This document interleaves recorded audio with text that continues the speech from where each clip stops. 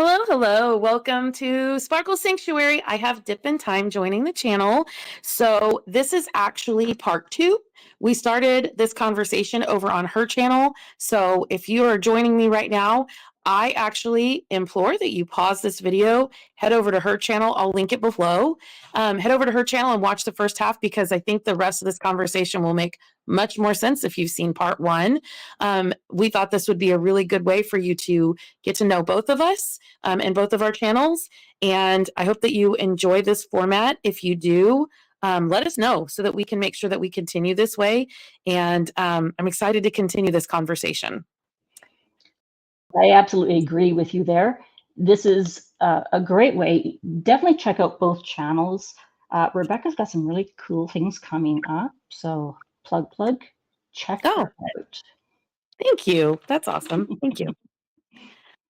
Okay, so over on Rhonda's channel, Dip in Time's channel, we were talking about well, there's several things we were talking about, but what we were ready to talk about moving forward were the different types of narcissism. And that's kind of where we paused things over there. So we will just go ahead and kick into gear and get that conversation started. So Rhonda, you were going to give information about the two different types, like to the two main types of narcissism.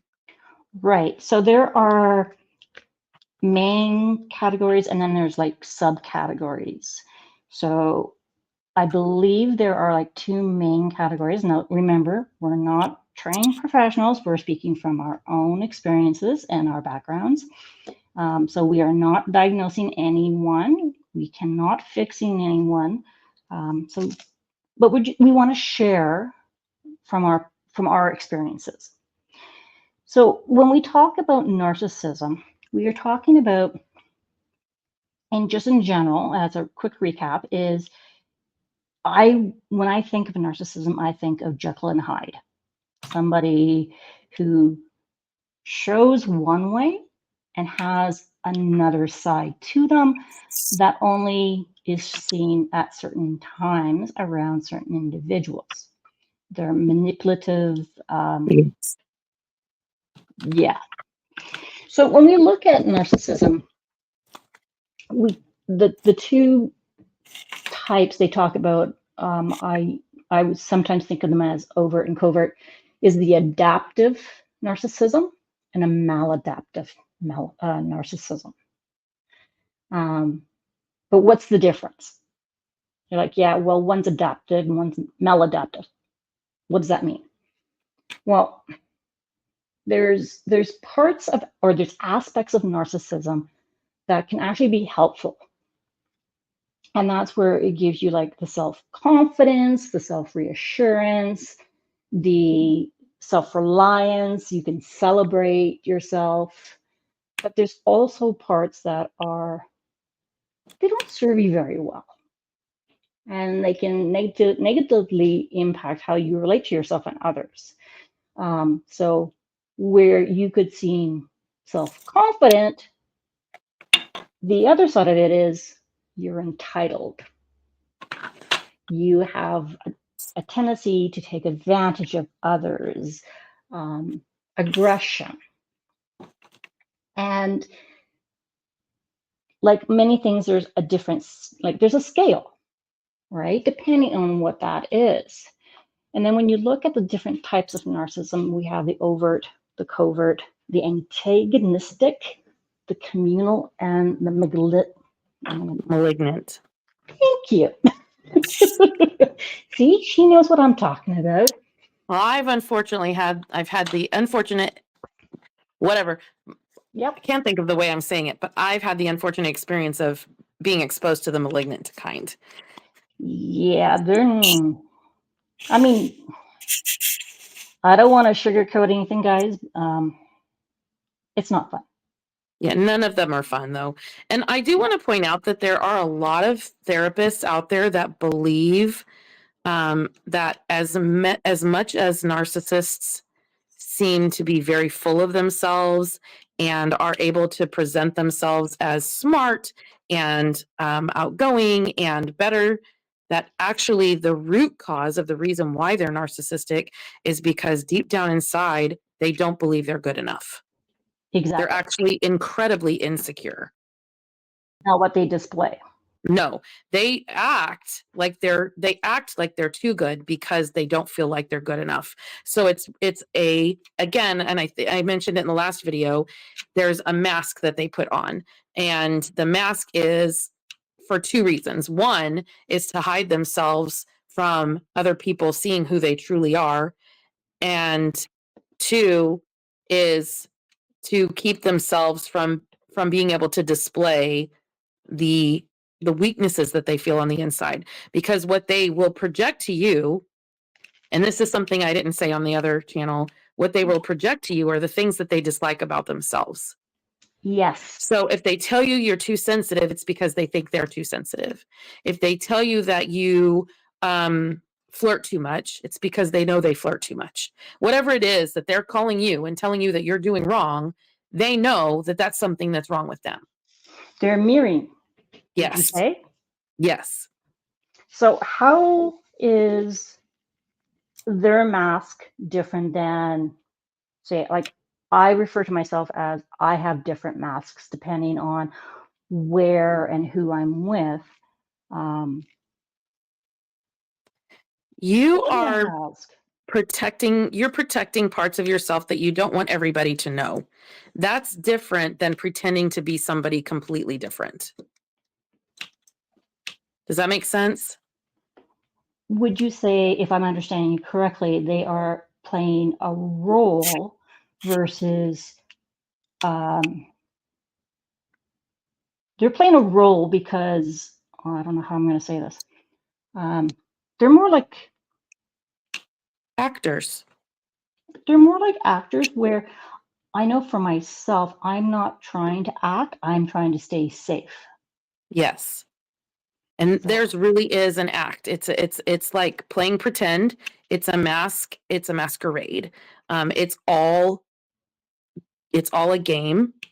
And actually, I've heard a lot of people complain about the number of self-centered, egotistical, kind of narcissistic, and I'm going to put that in air quotes, narcissistic personalities there are in Hollywood.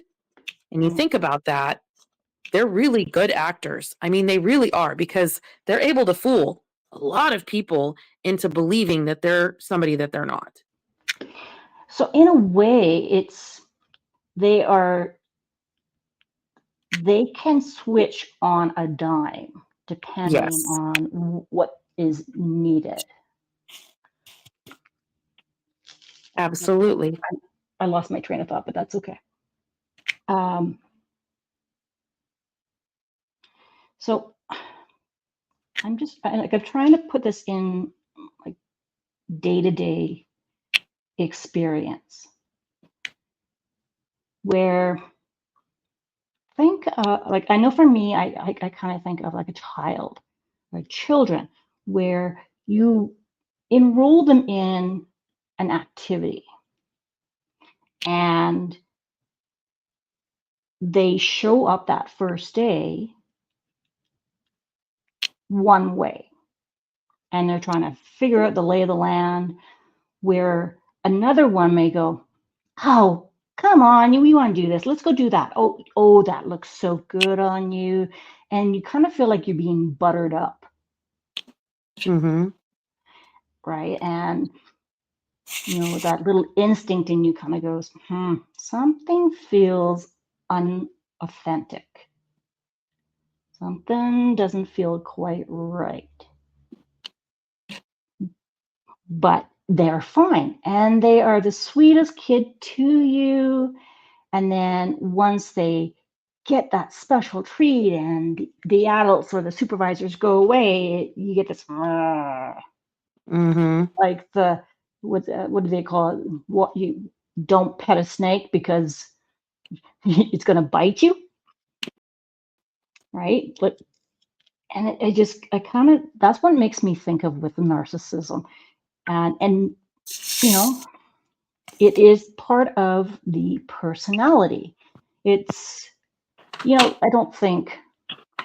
don't wish it on anybody. Self-confidence is one thing. But when somebody comes across as perfect, well-dressed, has like butter couldn't melt in their mouth. They have right sayings, they connect with everybody, they have this charisma to them, and then it's like the switch goes off. Mm-hmm. And this other side comes out, and you're like, where did that come from? Because I've never seen this side, so something must clearly have upset you, or something's going on, and you try and figure it out. Well, With that's your side, because they're a wolf in sheep's clothing. yes, that's a very good way of saying it. Now I know, like we have one in our family. Well, one, and I'm going to talk about. I'm not going to say names or anything like this. They are attention seeking. They need to be answered at the right time. You need to talk to them a number of specific times. You have to say you love them. You didn't say you loved me, and you're like, I love you. No, not when Mm-hmm. you say it that way. And you're like, I love you. Say it authentically. Okay. Where they like really start to make you self-doubt. And then when you say anything, because a medical comes up and you're going, something's not right, and like I'm concerned about this individual, and they present themselves and they are on top of their game. They know exactly who they are, where they are, the year. They can have like complete logical discussions and debates with you, and you're like, what the hell? Well, and they can have illogical discussions and debates with you, but they're so amazingly convincing because there's always, with narcissists, they lie a lot. I would say they're in line with compulsive liars, right? Because everything is a mask. And Oh, so yes. in order for that to be true, everything has to be a lie. But they tell their lies so convincingly, and they Oh, yeah. sprinkle in just enough truth in there to make you doubt everything you ever believed. Yes. Oh my goodness. I think I watched someone on YouTube the other day where I was like, what? Okay, but that made sense. And the thing is, unless you have your phone in front of you and you can Google everything they're saying, There's no way. there's no way to know There's whether they're telling the no truth, because way. they will convince you. And if you even question them, that's the other thing. If you question them at all, they get very mad. Yes.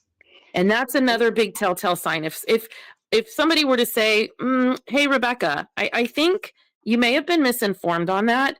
I wanted to let you know that when I was looking this up, this is what I found. I could be wrong. If you want to look into it yourself, whatever." I would be like, "Oh my gosh, let me look into that. I'll look into it. And if I'm wrong, I'll go, you know what? This person was right. I was wrong. I was misinformed. I apologize. This was my bad." That is a normal response. Yes. But if a narcissist and you say, "I'm sorry, I did all of this research. I found this was wrong. You might look into this. I could be wrong, but well, you're wrong. You're wrong. You're Yeah. absolutely wrong. You have no idea what you're talking about. You're an idiot. You could never know anything about this because you're not educated enough to know what you're talking about. How dare you speak to me? How dare you have a thought? You are not smart enough to even have a thought. Get out of my face." Yeah. I got this information. I was told by this radio station or this news anchor that this is exactly what happened. And you're like, no, actually, if you listen to what they're saying, nope, that's exactly what they said. And you're like, but you didn't hear the entire story. Nope, I did. Yep. And you're like, they're very combative. And They it want goes beyond that. to argue. Yes. It goes beyond that, because not only will they say no, but then they will turn it around on you and make you look like well, you're the one who said that. If I got this wrong, it's because of you. It's your fault. They can Yep, never you be gave me the wrong. wrong information. It's all Yep. your fault. You made me do it. Yep. I'm like, there's no accountability. Exactly. And it's not necessarily you made me do it, but you know, I grew up in this kind of environment. This is why I do this. And it's like, what? Okay. Yes. Yes, that may be a fact, but that is not your crutch. Because you And say you have all this power and you're so good at and confident about this. And now you're saying the exact opposite, but I can't call you out on it because we're going to get into this whole other conversation. mm-hmm, mm-hmm. And they have strategically placed themselves around certain types of people that will agree with them. So I have, in that situation, I had friends that I am no longer friends with because when that situation ended, um, when I finally started telling people my experiences of what happened, I was called a liar, even though that individual, those people came to me and said, while I was in that relationship, have you noticed how much they lie? Have you noticed how much that they say information that isn't true? Have you ever questioned them? Did you notice they get mad? They would say all of these things to me. Okay. But then when we split and I finally started saying, well, this was what was going on, I was called the liar. Well, they're so wonderful. How could you say that about them? They would never behave that way. They would never do those things that you're saying they did. And these people that will, that are on their side while you're actually with that person will assist them in making you look like you're the one in the wrong. So those people, there's a term for that. That's actually called flying monkeys. They will assist in making whatever the narcissist needs come true. And they do not understand at all that they're pawns. No. And that's actually another term that we are going to be going over is the flying monkeys. And like Rebecca's saying, they are so convincing and they surround themselves. So I can give you a prime example. An individual we know no longer had their license. They were out driving late at night. They got pulled over and they convinced the authorities that they were not in the wrong and that they were absolutely positively in the right to do what they were doing. And when we called them on it, the individual who was given the pass completely lied about the entire thing. And Mm-hmm. we didn't have it on video.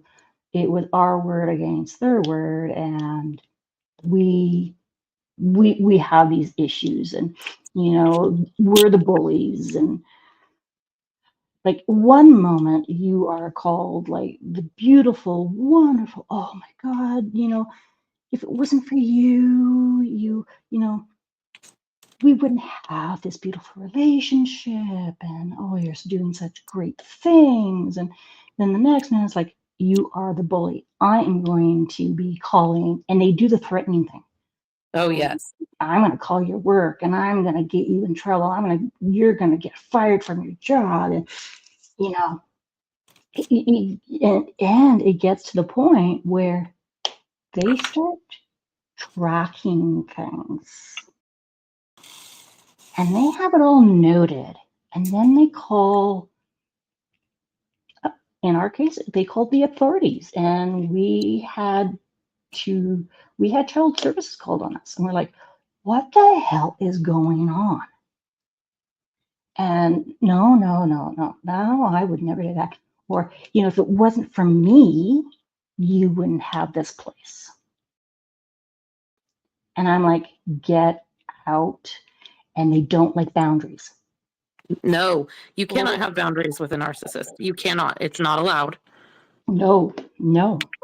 Because the moment you set boundaries, they will absolutely tear them down. One other big important thing to note about narcissists that I want to bring up before I forget it is that narcissists don't have an end game. No. So when you, and I'm going to preface this because everybody has been in an adult argument before where they have said and done things they didn't mean, or they shouldn't have said or done, right? Yep. There's That's regret. part of growing up. You know, when you're young, you make the mistakes, you learn as you grow. But Will do. you can get into an argument with a narcissist and you can hit below the belt and they'll hit lower. Oh, they'll hit the spots where you didn't know existed. Yes. And when I say there's no end game, I mean they will not stop. There's no depth that they won't go to break you down. Yep. You, as a empath, see, I said that and that hurt, I hurt them. Okay. And they'll feign being hurt. It probably didn't hurt them, but they're such good actors. They can feign being hurt. Okay. Oh gosh, yes. And they will even bring the waterworks. yes, yes. And I'm not saying that narcissists are incapable of experiencing pain, okay? No. I'm just saying they usually put a shield up so tight and so tall that it doesn't matter because they know it can always hurt you more than they will be hurt. Yeah. So if you say, well, maybe this time I'm going to say something just completely outlandish. I'm going to say the absolute worst thing I could ever think of, something I would never say to anybody else ever. You say that to them, they will still find a way to go lower.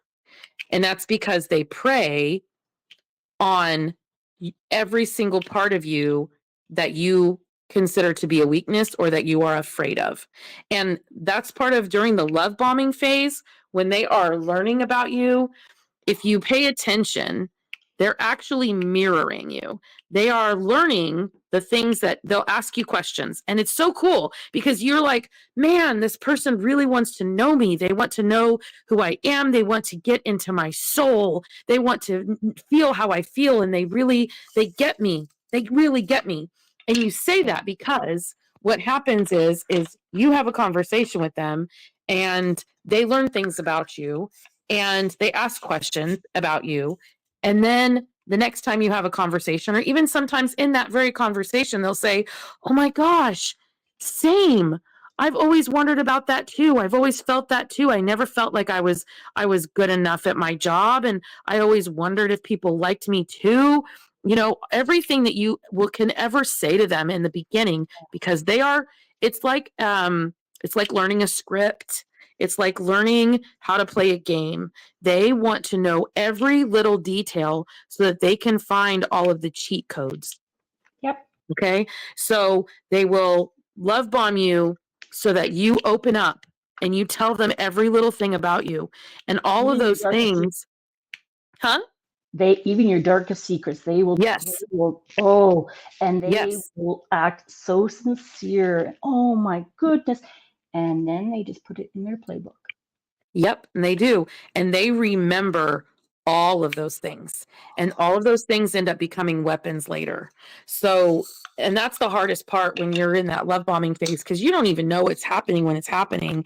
And then the next thing you know, this person has just ripped apart your soul because they know the deepest, darkest parts of you. Like I remember, like for me, I think some of my biggest concern has always been lies are huge for me. Mm-hmm. People who lie, it's a big, big deal. Like that is like my number one. If you lie to me, I can't stand liars. And so I am insanely truthful. Like I have had people tell me they wish I wouldn't be so truthful, because if you ask me a question point blank, I'm going to tell you the answer. I will say it as sensitively and as kindly as I can, or I'll avoid it if I can, but I'm not going to lie to you. Okay. I will sugarcoat, I will help make it better, but I'm not going to lie to you. And that's a huge thing for me. And the other thing is that I also want to be seen as kind. I don't ever want anybody to look at me and say, she was so mean to me. Like that is actually huge. When I was little, that was a huge fear of mine. I was so nice to everybody. And I was always worried that that I might possibly be somebody else's bully, you know? And so I was overly nice to people. And so then guess what? When I was in that situationship, it was, oh, well, you're bullying me. Oh, how could you be so selfish? oh, how could you do these things? You've never cared about anybody, have you? Oh my goodness. Yep. All of those things, they will find whatever it is about you that you really genuinely like is a passion that you adamantly want to be everything but that person. And then they will try to convince you that that's who you are. And it always, I don't know about you, but it always seems like perfectly timed. Yes. It's usually around special occasions. Oh yeah. And it's usually when you're at your weakest moment. So if you're sick, if you have someone in your family who has recently passed away, if you are dealing with any kind of grief, loss, anything. You're struggling at work. Yep, any struggles at work. And then it becomes about your work. Oh, well, if you were better at your job, if you were smart enough, all of Yeah. those things. Yep. Oh yeah. I'm like, check. And and they remember everything.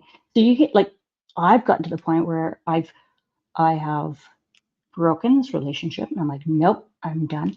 And this is the only person in my life that has been able to find that one button I have where Mm-hmm.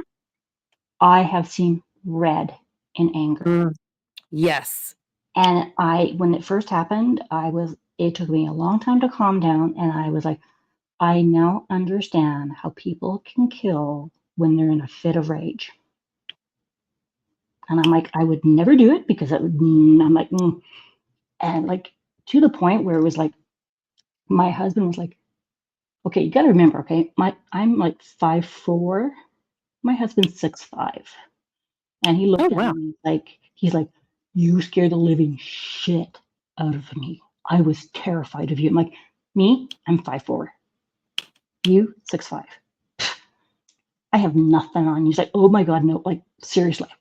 I'm like, okay, no, I don't like that side of me. You But were like a little Rambo.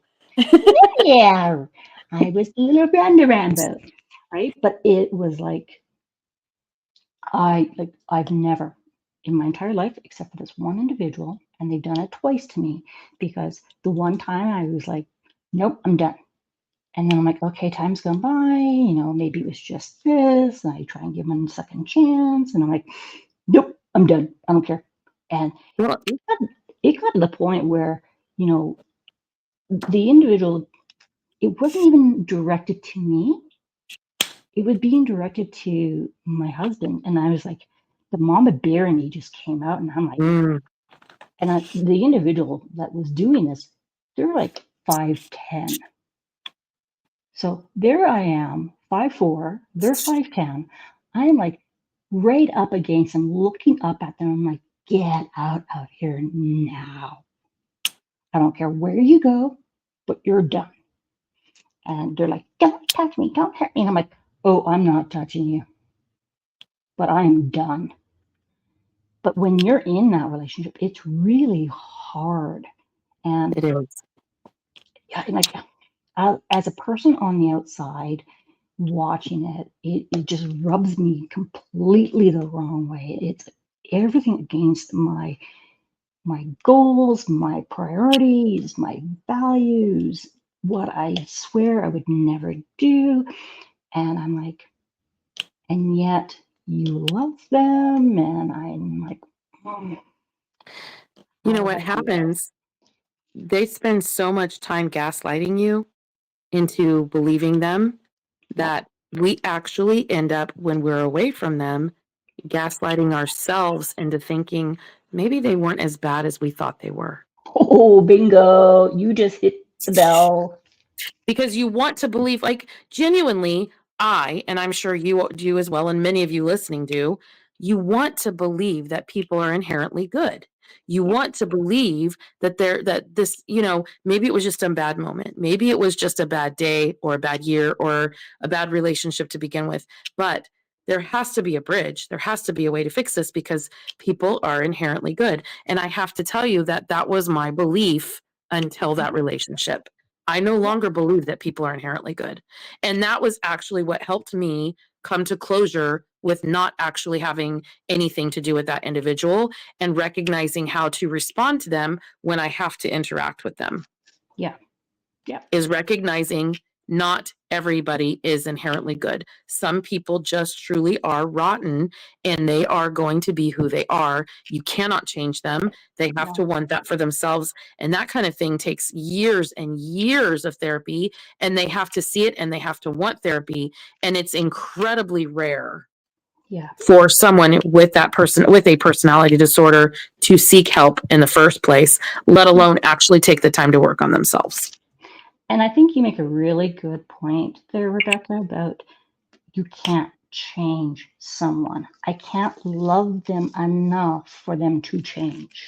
Yes, absolutely. And I think the other part that is very important, I think you and I have had this conversation in previous times, where just because they have both sides does not mean that there isn't a caring side to them, but there is another side also. Parts that you fell in love with, the parts that you really like, those were real. I have to disagree with that. Do you? Mm-hmm. I genuinely believe because of their self-loathing, they're incapable of actually loving. But to them, that is what love is. I guess I could see that, but they're incapable of loving on the kind of level that we love, like the kind of selflessness, because that's because love really is about self-sacrificing, and caring for other people enough that you want the well-being of them. And a narcissist is incapable of that. And it's true. So I think it has to do with definition. Yeah. Right. It's a perspective, because their perspective is that is their love. And no matter what you say, it's not going to change. And it's really hard, because our definition of love, which is a more universal, common, usual understanding. I don't want to make it sound like it's what I'm trying to say, but like there's times where I think that's another piece to it, because a person can have narcissistic traits as well as other parts. Because like the individual that we have, there are times where, and maybe it's just me wanting to see the good side in them, because it's like, well, there are times where she actually does some nice things that are unprompted. But now I'm getting to the point where I'm like, are you really doing it? What's the catch?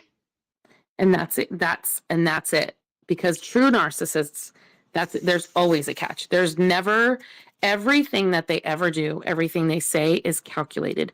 Every action that they take is calculated. They're nice to people intentionally so that they can win them over, so that they can get things from them that they want. Because it's incredibly easy for them to hold over. So my person really, really, really likes to be very helpful for other people in times of need, so that when they need something, they have it to hold over their head. Well, I would do this for you. I did look at all these things I did for you. How dare you not support me in this moment, when they're being absolutely awful? That person was degrading me. How many, like, obviously I'm a good person because I've done these things for you. Like, why would you think that how could you act like that? How could you not support me in this? How could you, I'm obviously a good person. And it's a really good way for them to, again, gaslight people into, because if everybody around you is like, man, that they're such a good guy or such a good woman, and, you're going, but they really aren't because they did XYZ. It's really, really hard for people to wrap their minds around the fact that somebody can do things for other people and also be selfish and awful. And I think that that's the thing. Like, I don't think that Now, this is again my personal experience. Mhm. I don't think that narcissists have the ability to love other people because everything they do is self-serving. And so everything has to have an agenda. You know, you want to spend time with your family. Oh, it's because you want to show them off. Like if you like narcissists who have kids, they don't really want to spend time with their kids in the way that a normal parent would want to spend time with their kids. They want to spend time with their kids when they're around other people so that they can show off what a good parent they are. You make a very good point, because as you're talking about this, I'm like, okay, well, yep, they've done this. Yep, they've done that. Oh my goodness. Well, if it wasn't for me, you wouldn't have your first house. And I'm like, oh. Mm-hmm. And you get to the point where it's like, I don't want anything from you. And I'm at the point where I'm like, you know what? If she wants to give you something, great. I don't want anything. So this is one of those moments that when I was doing a lot of research on this specific topic after my therapist had brought up this as a possibility. Okay. Mm-hmm. It was an aha moment, and it was incredibly painful once I actually let it sink in that that person who hurt me because they couldn't actually love me. Because that's the Ooh, thing. that's deep. You Deep. would never hurt somebody that you love. No. No person hurts people that they love, right? And Yeah. so that's what I mean by I truly believe that narcissists don't have the capability of loving because they don't have any love to give to anybody because of their deep self-loathing. Everything has to be so centered around them that they become blind. And when everything is self-serving and painful to other people and you don't care, like if they you don't think, like I was saying earlier, there's no depth that they will not go to hurt you. Sure. So how can they love you?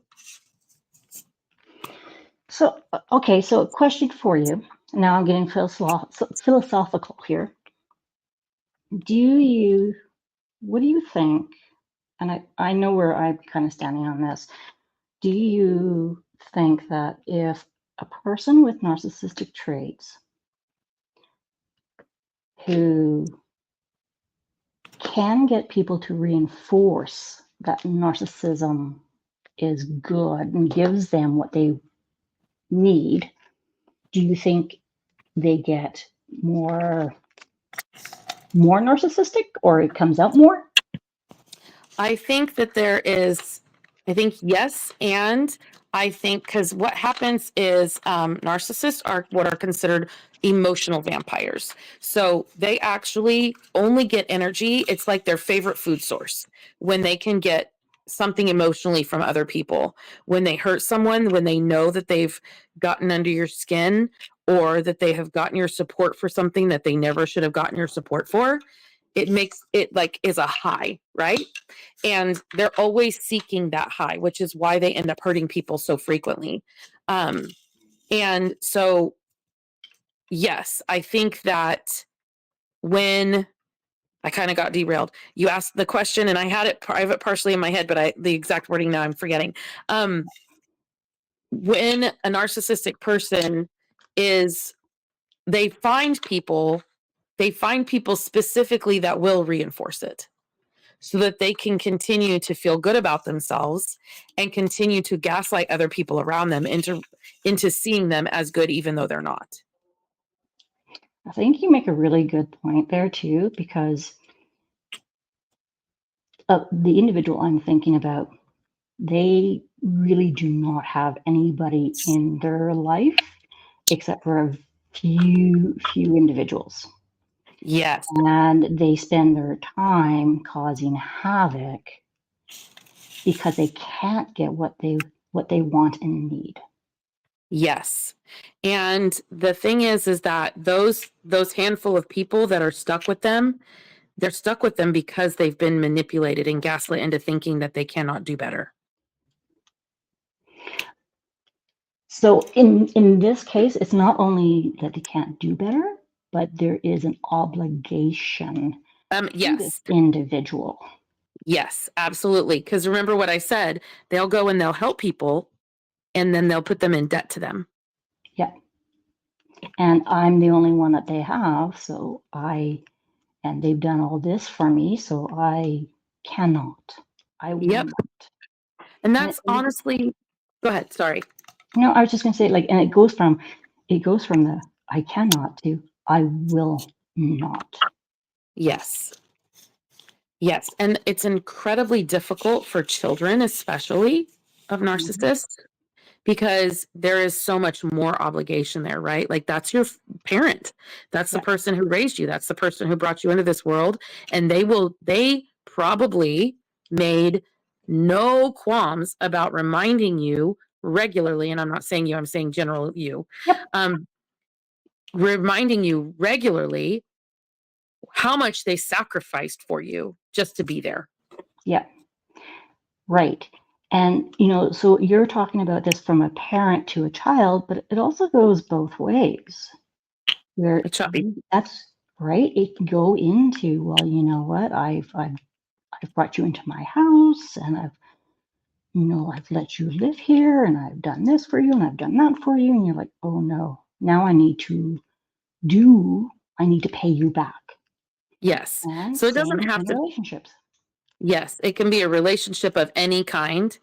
And unfortunately, history shows that typically, if there is a narcissistic parent, then one of the children in that household turns out being a narcissist as well. Which is unfortunately because if you have somebody in your life like that is a parent, and I'm just saying this just because people listening may have a parent that is that. The children in the household either become narcissists themselves or they become extreme empaths. Yes. So that is definitely something that happens. But yeah, so I think, I don't know, that was really a lot to unpack. And Wow. we've been going for a while and it's kind of late. So unfortunately, and I just finished my square, so I want to start a next section. So I think this may be a place for us to pause. We can have another conversation where we go into more detail about the different terms surrounding narcissism. But I want to reiterate what I said in your video on your channel. People who are narcissistic prey on empaths. They prey on people who have good intentions and good hearts. They will not be interested in you if you are a bad person because you will make them look bad. Okay. They want to look good. They want to appear like they're the best person in the world and they want to feed off of you. And they can only do that if you are a good person. So if you have found yourself in the hands of somebody who is a narcissist, it's because you were better than them. Yeah. So I just want to say to people out there that are listening, if you have encountered somebody who is a narcissist, and first of all, I am so sorry because it is an awful place to be. I've experienced it, but you are so capable of coming out of the other side because you have and always been better than they have been. Yeah. Oh, you're so very, very, very right. And it's not you. They thrive in that type environment. They need that environment.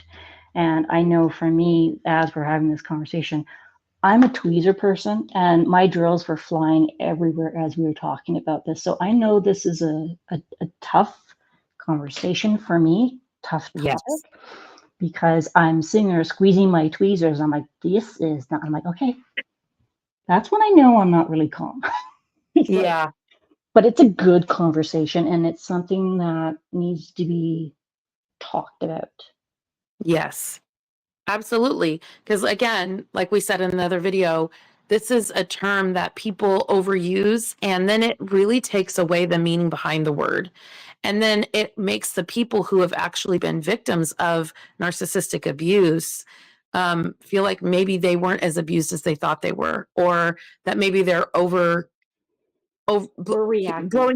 overreacting and blowing things out of proportion, or feeling like, they just are lost in the world and alone because, okay, you're saying that person's a narcissist, but that's nothing like what the person that I encountered was. And that's because most of the time when most people say narcissist, they actually don't know what the word is about. And they don't know what it means and what that really entails. And it's kind of hard to understand it unless you've done a lot of research. I do want to differentiate. Most narcissists are not physically abusive. They're mostly verbally abusive. And I have to say, as the malignant narcissist is the one that's physically abusive. And as a person who's experienced that kind of abuse, the mental stuff is always the hardest to get over. So it doesn't matter what kind of narcissist you have encountered. What you experienced is valid. Mm-hmm. What you experienced was hard. And what you experienced was not deserved. And there's always people that you can turn to talk to share with if you want that. Just be careful who you trust. And, if you are feeling compelled to share or ask for, I don't know, just to say, hey, I've experienced this and you made me feel less alone. Or maybe you're saying, hey, I've experienced this and would you mind just giving me a boost of confidence, say something nice, whatever. I'm willing to do that. So just sound off in the comments if you feel it. Absolutely. We see you, we hear you, we appreciate you. Absolutely. You're not alone. So I'm going to give you guys a nice big heart because you deserve it. Rebecca, you deserve it. I'll do the heart that you don't know how to do that the kids are doing. Yeah, I can't do that one. I like this one. This one's my favorite. Cannot do it. It hurts my fingers. It's really weird. Okay, show me that to me one more time. Okay, so you take your index finger and you bend that. So you start with your index finger and you bend it down. Yep, and then you just stick your middle finger out. There you go. No. It's so awkward. Of course, my other fingers are like, it's like I'm laying around. I know. Why do kids come up with these things? This is so much easier. Exactly. I hope you guys enjoyed this. Rebecca, thank you for holding this safe space and having the courage to have this discussion with me. It was not easy. I'm sure it wasn't for you. No, thank you. I love our time together. I hope that these conversations that we're having are helpful for people and that people find it interesting and makes a safe space for people to go where they feel less alone. Yeah, absolutely. There is no judgment as far as I'm concerned. You are you, and you are doing the best you can with what you have in this moment. Exactly. All right. Well, we will sound off here. Thank you all for watching. And I hope that you saw Rhonda's video first. And if not, go ahead and head over there and watch hers because she's got a great channel. And we'll see you next time. See you guys. All right. Bye. Bye.